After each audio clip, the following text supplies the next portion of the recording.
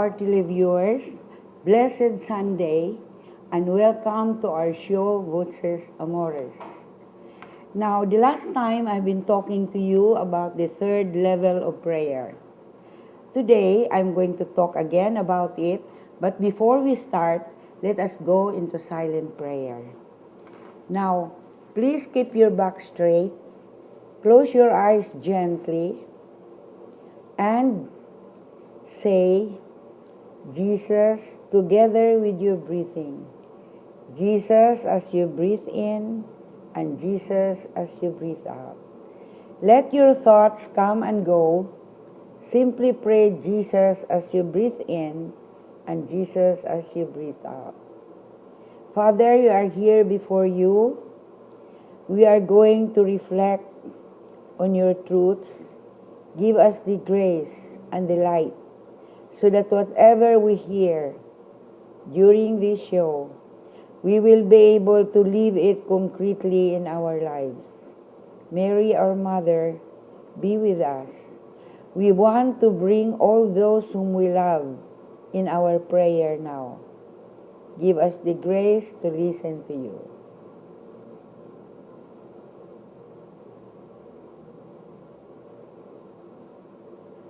Now we will start on the third mansion that I was talking the last time I was here. Now, according to Saint Teresa, when we reach the third mansion, even our 7 capital sins will take on a spiritual dimension. So, let us begin that there is what we call spiritual avarice. What is the spiritual avarice that many people in the third mansion unknowingly practice? They never have enough of hearing sermons, attending seminars, praying novena, joining prayer groups, attending spiritual meetings, joining many religious organizations like the collection of statues, religious, and then rosaries, and other religious articles. Now, Saint Teresa said, what is not good here, because we put ourselves in external things. We do not even have time to assimilate and deepen the inputs that we have taken. Now, she also talked about spiritual lust, temptations on sexual feelings and images, even when one is about to receive the most spiritual activities like Holy Communion. And her advice here is that just ignore it and go on taking Holy Communion. Sexual feelings and temptations towards priests, seminarians, and religious sisters, and falling in love with them. The need to be honest, to face the reality of your feelings, and to be able to handle it. To deny it means to court great danger, because it means exposing ourselves to temptation. Do not expose yourself to dangerous occasion. Look ahead, be forewarned, so that you will be forearmed. Now, there is nothing wrong with falling in love. As you do not act it out, don't act it out. Because the moment you act it out, then you're already falling into kind of sinfulness. Now, there is also spiritual gluttony. They indulge in excessive zeal, like study, work, penance, prayer, fasting, that they become sick and burn out. There is also spiritual envy. They are envious of the spiritual gifts of others, the gift of preaching, healing, counseling, leadership, and the other virtues of others. This usually happen between people who are leaders. Now, there is spiritual laziness. Laziness to advance in their spiritual life.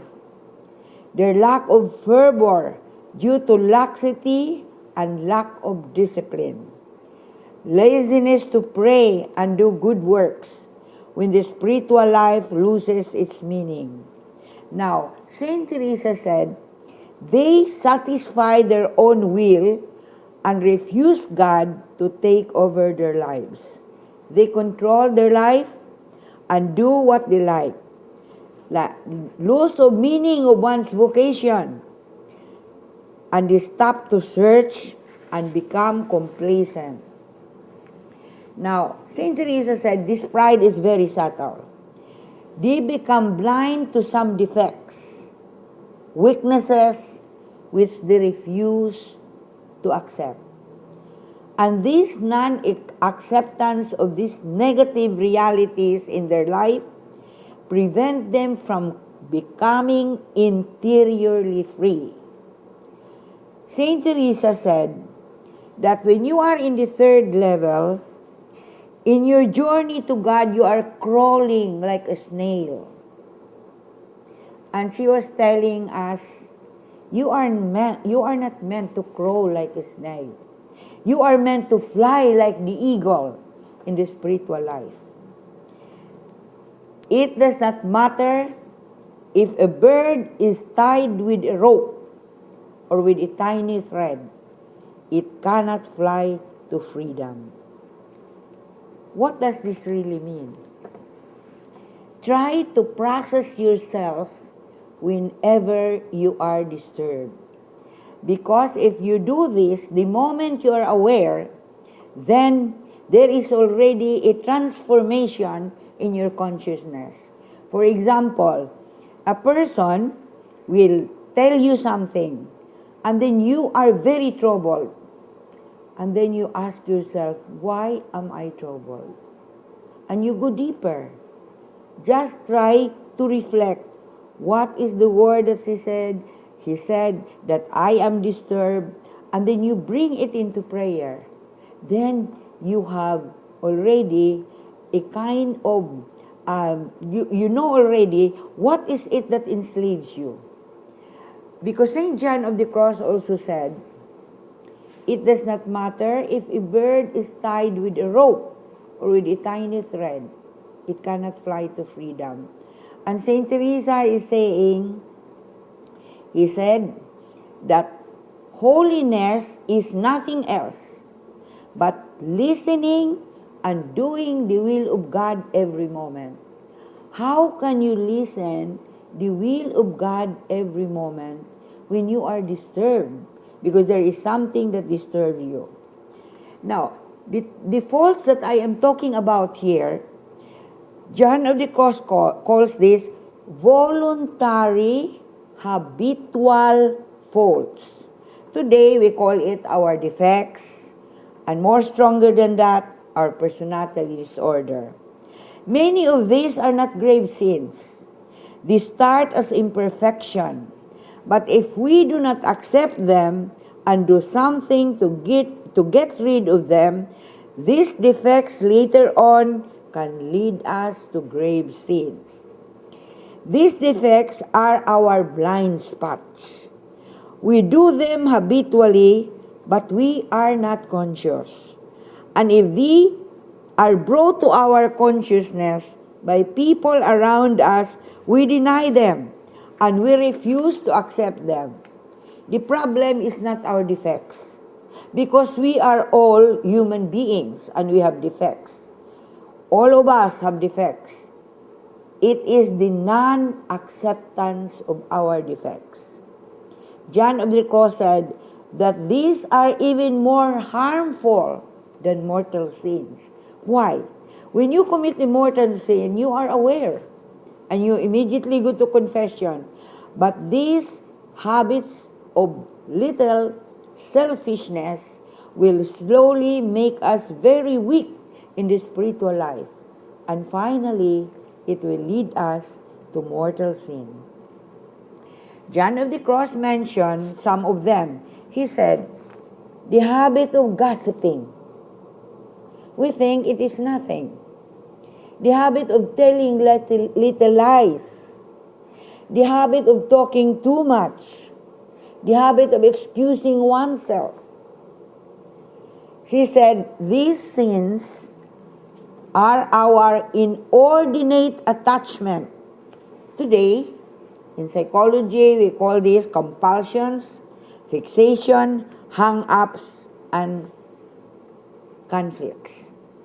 These are also emotional immaturities that come out and manifest itself in many ways, like moodiness, the habit of always being late, excessive shyness, self-consciousness, domineering and controlling behavior, lack of sensitivity to the feelings of others, and also being very sensitive that we easily get hurt, aggressiveness, the habit of fault-finding, negative and critical attitude, rough manners, hot temper, tantrums, sulking, lack of listening. Many of these defects can be slowly healed in our life of contemplative prayer. Why? Because many of these defects are really our hang-ups, our insecurities. Now, silent prayer goes very deep in the unconscious. As you go into silence, there is healing that happens.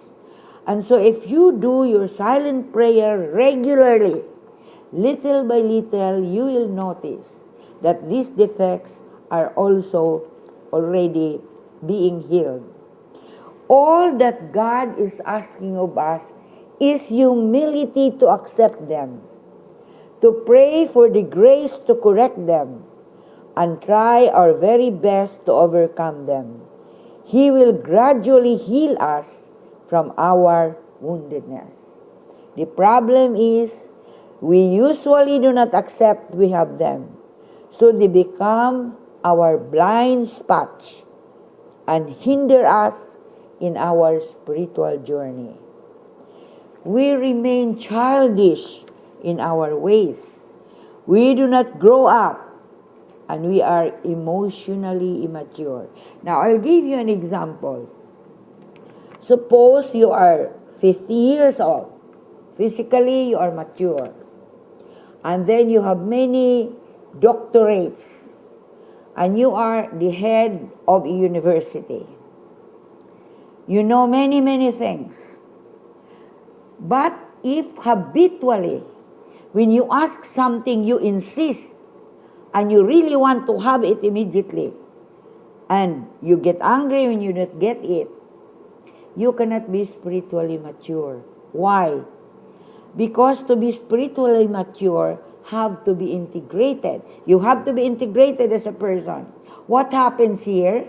Even if you are mature physically, even if you are also a person with so much knowledge, emotionally, you are only 3 years old. That is a toddler who insist on what he likes. So, you cannot become spiritually mature. To be spiritually mature means to be integrated in every level of your personality. Of course, physically, emotionally, that's very important. Psychologically, and spiritually. The problem is, we usually do not accept that we have them. So we become blind, and this hinders us in our spiritual journey. We remain childish in our ways. We do not grow up. We are emotionally immature. That's the reason why even how much we pray, we do not reach the fourth mansion. We do not become contemplatives. We are not spiritually mature. Because as I said, contemplation is the integration of every level of our personality. Emotional, psychological, intellectual, and spiritual. This pride and immaturities at this stage in prayer express itself in these negative characteristics. Now, perfectionism, They demand perfection from themselves and from others. They have scrupulous conscience, no demonstration of forgiveness. This is the hang-up from school age development, lack of appreciation. Over-orderliness, over-cleanliness. Now, number 2, they are achievers. They meddle with the business of others. They are busybodies and ambitious. They are envious, competitive, attention getter. This is the hang-up of a spoiled toddler. They cannot accept criticism, but they are very critical. This is the hang-up of the school age, wrong formation of conscience. They are self-righteous, holier-than-thou attitude. This is the hang-up of the toddler stage. We will have a short break and we will come back later.